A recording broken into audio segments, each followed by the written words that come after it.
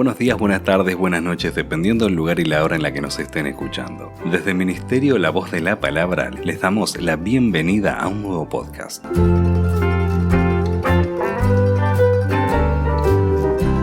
No hace falta mencionar a estas alturas que los récords están para romperse. Cómo nos hubiera encantado a nosotros los argentinos que Juan Manuel Fangio todavía siga teniendo ese récord que parecía insuperable de 5 campeonatos mundiales de Fórmula 1. Pero en el año 2013 ese récord terminó siendo superado por el alemán Michael Schumacher.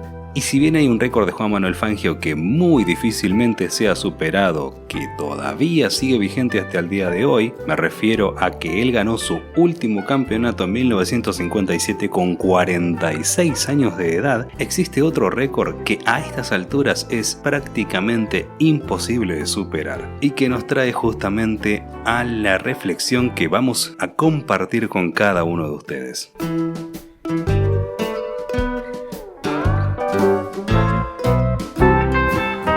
Para eso tenemos que situarnos en contexto y viajar hacia el año 1967, más precisamente en Canadá. Allí aterrizaba el gran circo de la Fórmula 1 por primera vez y justamente el que no iba a desperdiciar esa chance era el piloto local, llamado Al Pease. Fue así que gracias a varios patrocinadores pudo inscribirse en ese gran premio a bordo de un Eagle, que fue, dicho sea de paso, el primer monoplaza de Fórmula 1 fabricado en territorio americano. Había mucha expectativa puesta sobre Al Pease, quien no quería decepcionar a sus patrocinadores. Por eso, a pesar de la lluvia que se presentó en ese gran premio y a pesar del hecho de que tenía problemas mecánicos que no le impedían poder continuar con la carrera, él aún así decidió avanzar de forma excesivamente lenta. Tal es así que estableció un récord que muy difícilmente se ha superado. Fue sobrepasado por el primero, que justamente fue Jim Clark, 43 veces. Sí, así como lo estás escuchando, 43 veces. Porque si bien en la Fórmula 1 actual los monoplazas son más veloces, pueden llegar a ser 2, 3 como mucho las veces que un piloto que está en primera posición vuelve a sobrepasar al último. Pero que te pasen 43 veces. Pero no conforme con eso, Al Pease quería seguir dándonos de qué hablar. Obviamente, no era su intención querer hacer algo así, simplemente lo que él quería era representar a su país y quedar bien con los patrocinadores que hicieron todo el esfuerzo y pusieron toda su confianza en él para que él pueda llegar a la Fórmula 1. Fue por eso que quiso intentar el año siguiente volver a inscribirse en el Gran Premio de Canadá de 1968. Y cuando hablo de volver a inscribirse, bueno, tiene que ver con que en aquel entonces los pilotos no tenían un contrato en donde tenían que asistir a todas las carreras. Se inscribían, pasaban por un proceso de preclasificación para ver si entraban en la cantidad de pilotos que iban a competir la carrera. En el caso de Al Pease, volvió a intentarlo, pudo preclasificarse para el Gran Premio de Canadá de 1968, pero por fallos mecánicos tuvo que abandonar. Entonces su gran momento iba a estar el siguiente año, en 1969. Nuevamente en el Gran Premio de Canadá, nuevamente con el mismo auto, si bien con un patrocinador distinto, Al Pease intentó clasificar a la carrera. No solamente lo logró, sino que protagonizó uno de los hechos más curiosos en toda la historia de la Fórmula 1. Porque pese a haber clasificado en el puesto número 17, que dentro de todo y para las opciones que le ofrecía su auto no era una mala opción, fiel a su estilo decidió transitar ese gran premio de forma excesivamente lenta, lo cual no solamente lo privó de tener un buen resultado teniendo en cuenta que estaba en su casa representando a su país, sino que también le hizo la vida imposible a los pilotos de punta.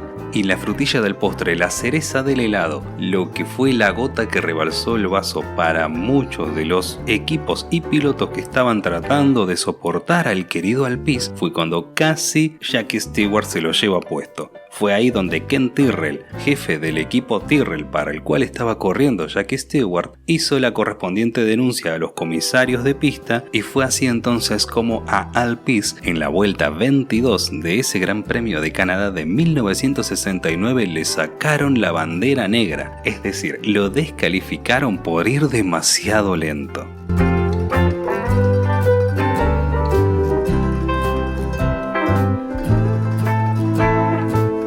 En resumidas cuentas, el problema de Alpis no fue el hecho de que él no tenía un auto suficientemente competitivo, ni que tampoco tenía un patrocinador lo suficientemente rentable, o su supuesta falta de talento, sino el hecho de que él quiso intentar lograr un objetivo, pero siempre de la misma manera, sabiendo que haciendo las cosas de una determinada manera iba a obtener lógicamente un determinado resultado. De la misma manera nosotros muchas veces nos privamos de poder alcanzar el propósito de Dios para nuestra vida porque queremos hacer las cosas a nuestra manera. Y cuando hablamos de alcanzar el propósito de Dios para nuestra vida, no estamos hablando de que Dios estableció un destino para nosotros y que lo tenemos que cumplir sí o sí y que vamos a vivir una vida miserable e infeliz si no alcanzamos ese destino específico que Dios planificó de forma arbitraria. De hecho, si vamos a la Escritura, el sabio Salomón lo resume de manera perfecta. En el libro de Eclesiastés, en el capítulo 2, versículo 24, dice lo siguiente: no hay cosa mejor para el hombre, sino que coma y beba y que su alma se alegre en su trabajo, porque esto viene de la mano de Dios. ¿Qué quiere decir? Básicamente que el objetivo de Dios, el plan de Dios para nuestra vida es que seamos felices.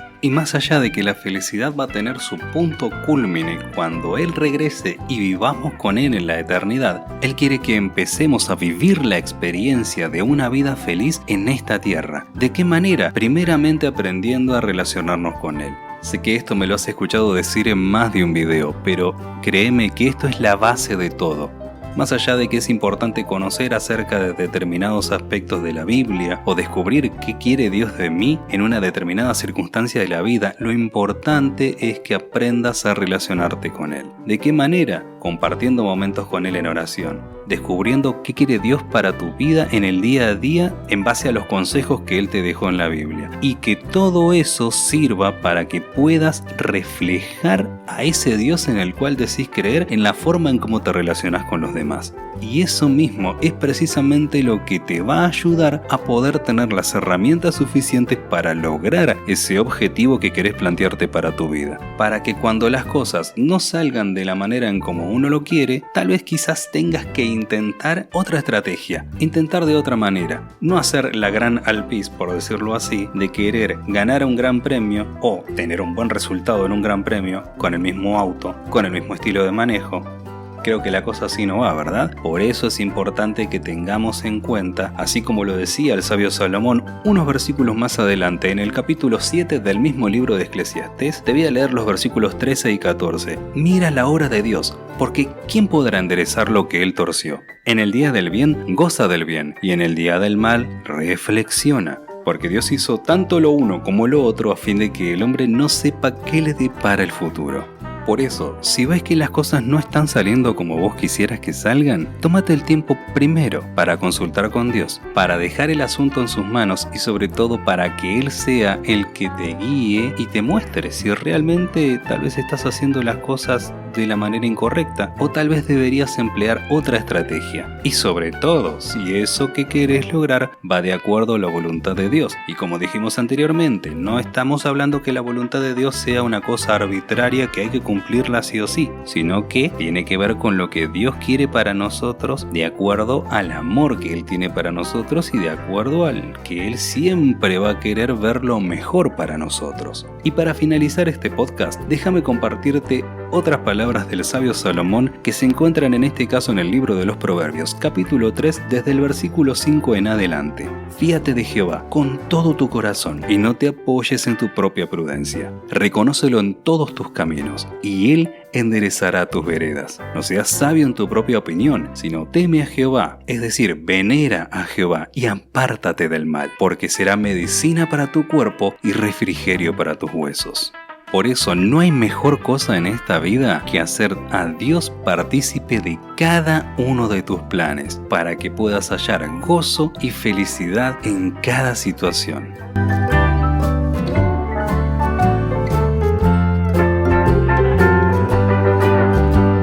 Si te gustó este podcast, compártelo con tus contactos. No olvides suscribirte a este canal, activar las notificaciones y seguirnos en cada una de nuestras redes sociales. Te ha hablado Johnny Carrazán en nombre del Ministerio La Voz de la Palabra, deseándote que Dios te bendiga.